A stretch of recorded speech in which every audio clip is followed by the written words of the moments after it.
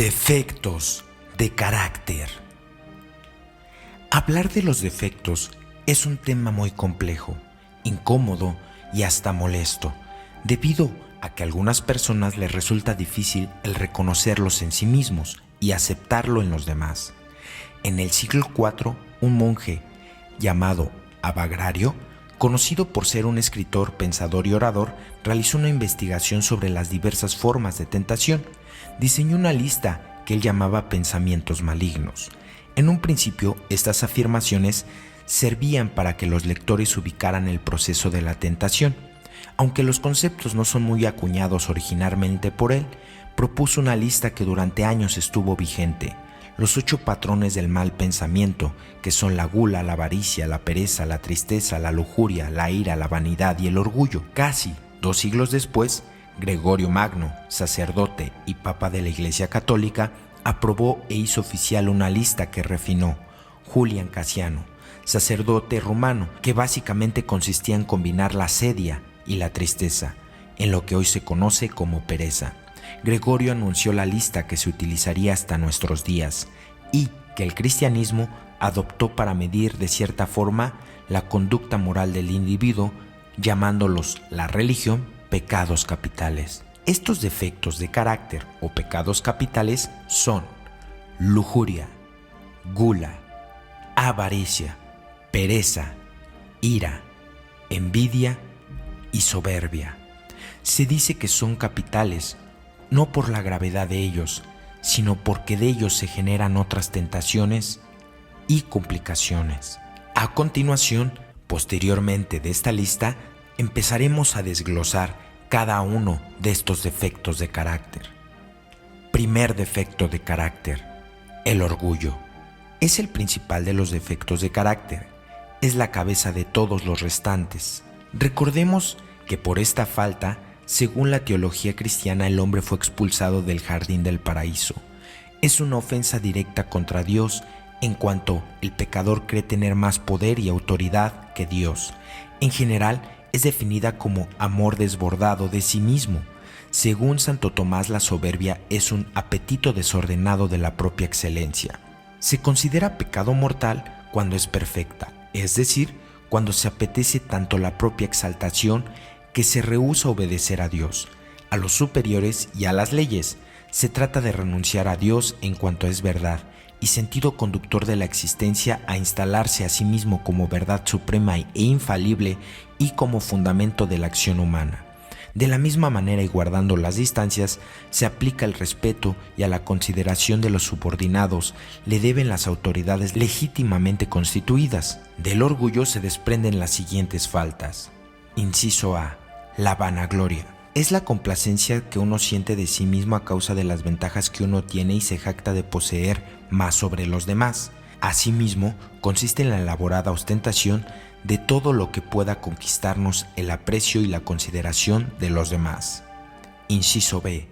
La jactancia. Falta de los que se esmeran en alabarse a sí mismos para hacer valer vistosamente su superioridad y buenas obras. Sin embargo, no es defecto cuando tiene un fin de desacreditar una calumnia o teniendo en miras de la educación de los otros. Inciso C. El Fausto. Consiste en querer elevarse por sobre los demás en dignidad exagerado. Para ello, el lujo en los vestidos y en los bienes personales, llegando más allá de lo que permiten sus posibilidades económicas. Inciso D. La altanería. Se manifiesta por el modo imperioso con el que se trata al prójimo, hablándole con orgullo, con terquedad, con tono despreciativo y mirándolo con aire desdeñoso. Inciso E. La ambición. Deseo desordenado de elevarse en honores y dignidades como cargos o título, solo considerando los beneficios como la fama y el reconocimiento. Inciso F. La hipocresía. Simulación de la virtud y la honradez con el fin de ocultar los vicios propios o aparentar virtudes que no se tienen. Inciso G. La presunción. Consiste en confiar demasiado en sí mismo, en sus propias luces, en persuadirse a uno mismo que es capaz de efectuar mejor que cualquier otra ciertas funciones, ciertos empleos que sobrepasan sus fuerzas o sus capacidades. Esta falta es muy común porque son rarísimos los que se dejan engañar por su amor propio, los que se esfuerzan en conocerse a sí mismos para formar un recto juicio sobre sus capacidades y aptitudes. Inciso H. La desobediencia. Es pecado mortal cuando esta infracción nace del formal desprecio del superior, pues tal desprecio es injurioso hacia sí mismo. Pero cuando la violación del precepto no hace del desprecio sino de otra causa y considerando la materia y las circunstancias del caso, puede ser considerada como una falta menor. Inciso I. La pertinacia. Consiste en mantenerse adherido al propio juicio, no obstante el conocimiento de la verdad o mayor probabilidad de las observaciones de los que no piensan como el sujeto en cuestión. El remedio radical contra la soberbia o el orgullo es la humildad.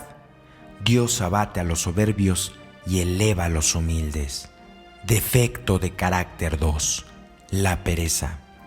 Es el más metafísico de los defectos de carácter en cuanto está referido a la incapacidad de aceptar o hacerse cargo de la existencia. En cuanto tal, es también el que más problemas causa en su denominación. La simple pereza, más aún el ocio, no parecen constituir una falta. Hemos preferido por eso el concepto de asidia o esidia. Tomando en sentido propio, es una tristeza de ánimo que nos aparta de las obligaciones espirituales y divinas a causa de los obstáculos y dificultades que en ellas se encuentra. Bajo el nombre de cosas espirituales y divinas se entiende todo lo que Dios nos prescribe para la consecución de la eterna salud, que es la salvación, como la práctica de las virtudes cristianas, la observación de los preceptos divinos, de los deberes de cada uno, los ejercicios de piedad y de religión. Concebir pues tristeza por tales cosas, abrigar voluntariamente en el corazón desgano, aversión y disgusto por ellas, es un defecto de carácter. Tomada en sentido estricto es pecado mortal, en cuanto se pone directamente a la caridad que nos debemos a nosotros mismos y al amor que debemos a Dios. De esta manera, si deliberadamente y con plenos consentimiento de la voluntad nos entristecemos o sentimos desgano de las cosas a las que estamos obligados, por ejemplo, al perdón de las injurias, a la privación de los placeres carnales, entre otras, la pereza es pecado grave porque se opone directamente a la caridad de Dios y de nosotros mismos. Considerada en orden a los efectos que produce, la pereza es tal que hace olvidar el bien necesario e indispensable a la salud eterna, descuidar notablemente las obligaciones y deberes, o si llega a hacernos desear que no haya otra vida para vivir, entregados impunemente a las pasiones, es sin duda un defecto de carácter. Algunos efectos de la pereza son los siguientes. Inciso A. La repugnancia y la aversión al bien que hace que éste se omita o se practique con notable defecto. Inciso B. La inconsistencia en el bien, la continua inquietud o irresolución del carácter que varía a menudo de deseos y propósitos, que tan pronto decide una cosa como desiste de ella, sin ejecutar nada. Inciso C.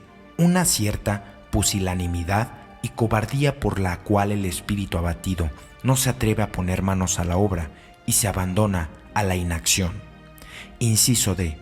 La desesperación de considerar que la salvación es imposible, de tal manera que lejos de pensar el hombre en los medios de conseguirla se entrega sin freno alguno a sus propias pasiones. Inciso E. La ociosidad, la fuga de todo trabajo, el amor a las comodidades y a los placeres. Inciso F. La curiosidad de saber, ver, oír, que constituye la actividad casi exclusiva del perezoso. En el fondo, la pereza se identifica con el aburrimiento, pero no con este aburrimiento objetivo que nos hace escapar de una cosa, de una situación o de una persona en particular. Más bien se refiere al aburrimiento que sentimos frente a la existencia, toda frente al hecho de existir y de todo lo que esto implica. La vida nos exige trabajo, esfuerzo para actuar según lo que se debe, esfuerzo que no es ni gratuito ni fácil. Cuando no somos capaces de asumir este costo y desconocemos aquello que debemos hacer en la existencia, la vida humana se transforma en un vacío que me causa horror. Se transforma en un vacío que me angustia y del cual escapamos constantemente casi sin darnos cuenta. De hecho, aburrimiento significa originariamente horror al vacío.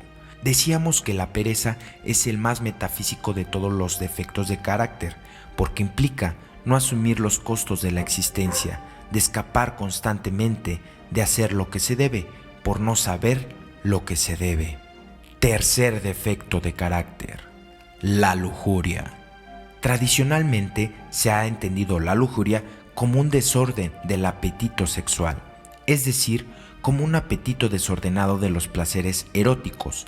La tradición cristiana subdividió este pecado con la simple fornicación, el estrupo, el rapto, el incesto, el sacrilegio, el adulterio, el pecado contra la naturaleza, comprendiendo bajo esta última especie la polución voluntaria, la sodomía y la bestialidad. La lujuria sería siempre un pecado mortal, pues involucra directamente a la utilización del otro, del prójimo, como un medio y un objeto para la satisfacción de los placeres sexuales. Hay en este pecado dos grandes principios en juego: el verdadero concepto del amor y la finalidad de la sexualidad.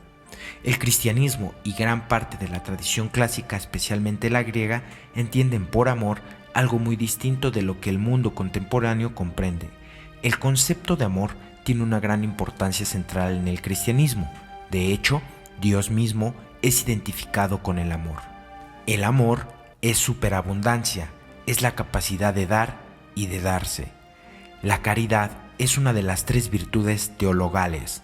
De esta manera el amor implica un donarse, un darse por el otro, por el prójimo. Recordemos la segunda parte del único mandamiento que anuncia el Nuevo Testamento: amar al prójimo como a sí mismo. Y también el griego está de esta forma desligado en su origen de cualquier tipo de sexualidad, incluso de la corporeidad. Lo erótico es una consecuencia, un plus totalmente prescindible. La casi sinonimia entre el amor y el sexo es producto de la modernidad. El hacer el amor como sinónimo de relación sexual es el mejor ejemplo de lo anterior. La lujuria sería entonces totalmente lo contrario al amor. El defecto de la lujuria no considera otro como una persona válida y valiosa en sí misma, como un fin en sí misma por el cual tendríamos que darnos.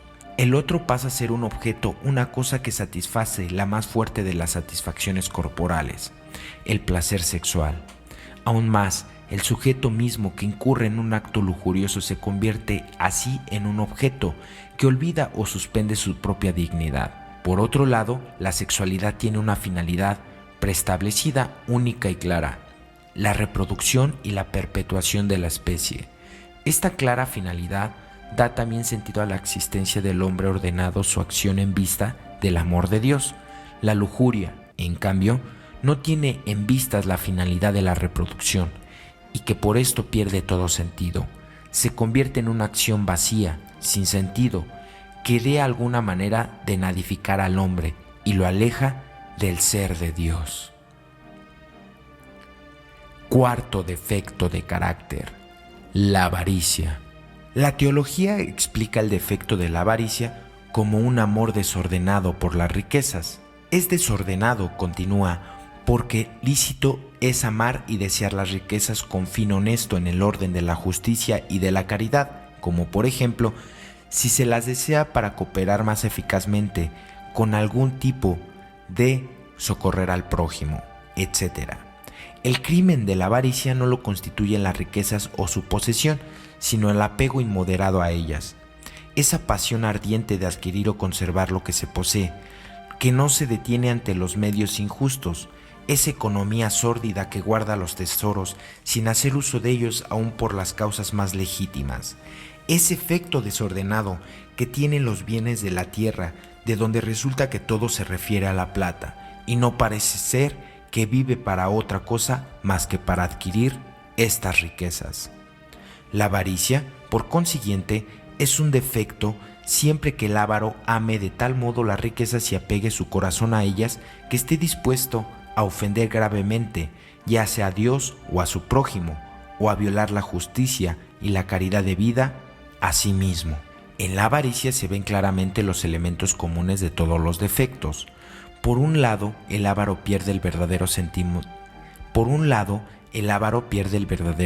De su acción poniendo el fin en lo que debería ser un medio. en este caso la obtención y la retención de las riquezas. Lo que importa es que el prójimo reciba, en justicia, la caridad que todos debemos al mantenerlo. La avaricia es directamente contraria a la caridad, en cuanto es un no dar, más aún en privar a otros de sus bienes para tener más que retener. Por otro lado, el privar al otro de sus bienes, muchas veces con malas artes, y retener estos bienes en prejuicio del otro, es negar al otro en su calidad de persona, en fin, en sí. Se lo utiliza para satisfacer mediante la acumulación de riquezas al principio del amor a sí mismo. Son hijos o faltas menores de la avaricia. Algunas consecuencias de este defecto son las siguientes: el fraude, el dolo, el perjurio, el robo y el hurto, la tacañería y la usura, etc. Es por ello que este defecto de carácter lo tenemos que empezar a contrarrestar con la caridad. Quinto defecto de carácter: la gula. Como uso inmoderado de los alimentos necesarios para la vida es definido este defecto. La definición teológica se complementa con el placer o deleite que acompaña el uso de los alimentos. Nada tiene de malo, al contrario, en el efecto de una providencia especial de Dios para que el hombre cumpliese más fácilmente con el deber de su propia conservación. Prohibido es comer y beber hasta saciarse por ese solo deleite que se experimenta.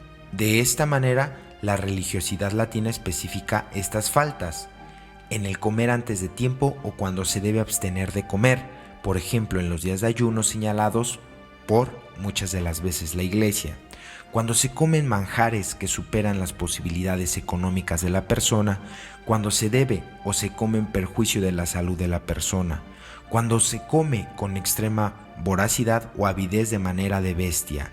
La gula se transforma y es un defecto de los siguientes casos. Inciso A: cuando por el solo placer de comer se llega al hurto o se reduce a la familia a la mediocridad. Inciso B: cuando el deleite en el comer se reduce a un fin único y preponderante en la vida.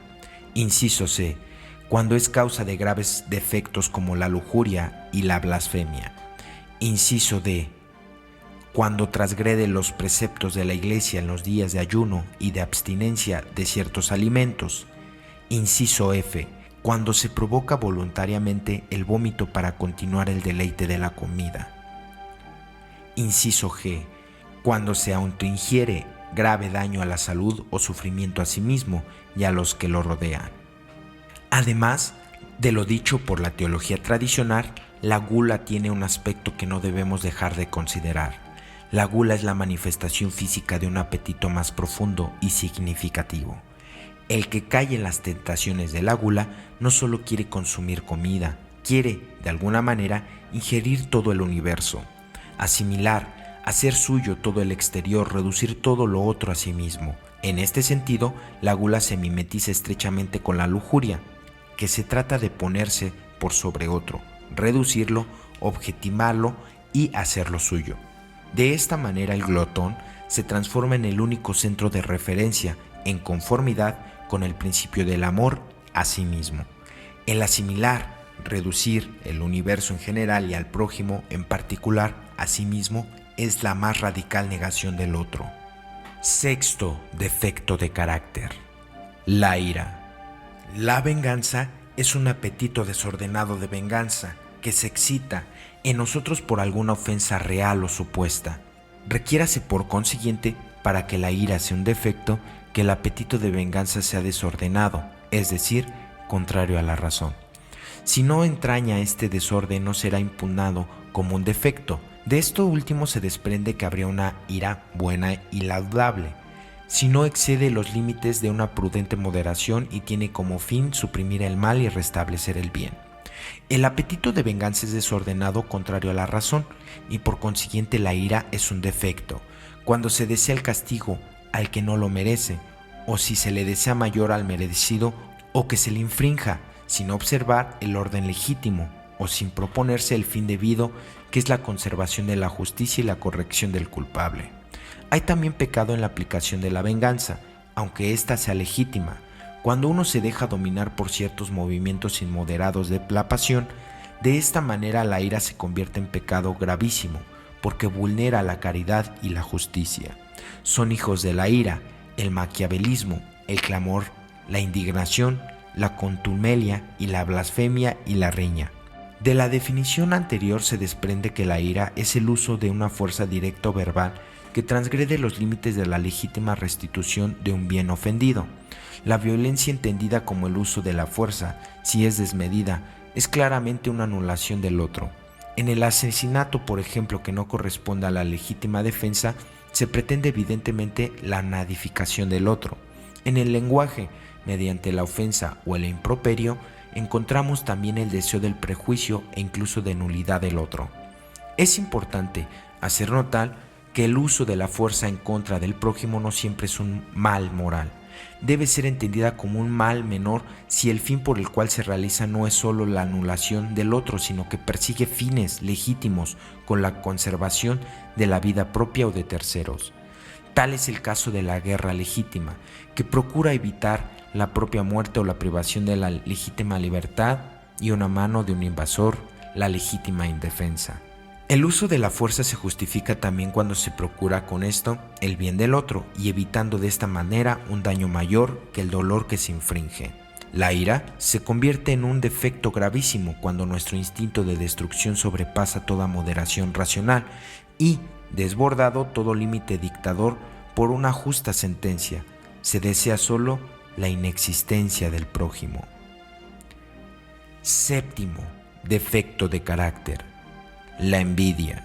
La envidia es definida como desagrado, pesar, tristeza, que se concibe en el ánimo del bien ajeno, en cuanto este bien se mira como perjudicial a nuestros intereses o a nuestra gloria. De esta manera, para saber si la envidia es una falta moral, es necesario investigar al verdadero motivo que produce la tristeza, que se siente frente al bien que posee el prójimo. De esta manera, la envidia es un defecto, cuando, inciso A, nos entristecemos por el cargo, potestad o bienes materiales alcanzados por quien no los merece y podría hacer mal uso de esa autoridad causando grave daño a sus semejantes. Inciso B, sentimos insatisfacción por los bienes que posee quien no los merece y en vista que nosotros le daríamos mejor fin. Por ejemplo, el que abunda en riquezas haciendo mal uso de ellas, los ávaros que no hacen uso de sus bienes ni para beneficio propio ni para los demás. Inciso C, otras veces nos entristecemos no tanto de lo que el otro posee como el hecho de que nosotros carecemos de ese bien. Si esta constatación nos muestra el tiempo y las oportunidades perdidas y alienta nuestro propio sentido de superación. La envidia es falta gravísima cuando nos incomoda y angustia a tal grado el bien o los bienes materiales del otro que deseamos verlo privado de aquellos bienes que legítimamente ha conseguido y al que nosotros, por nuestra impotencia, no hemos logrado conseguir. De esta manera, este deseo de ser privado al otro de sus bienes nos puede conducir a procurar, por otros medios, a efectivamente quitarle sus bienes o a de hacer ver con el uso del chismorreo que aquel no debería poseer lo que posee.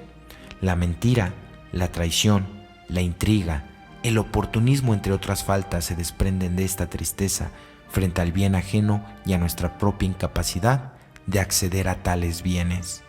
Este ha sido el artículo de los defectos de carácter. Te invitamos a que te suscribas, le des like y nos dejes en la parte de tus comentarios qué te pareció este artículo. Este es tu canal Experiencias en AA. Felices 24 horas.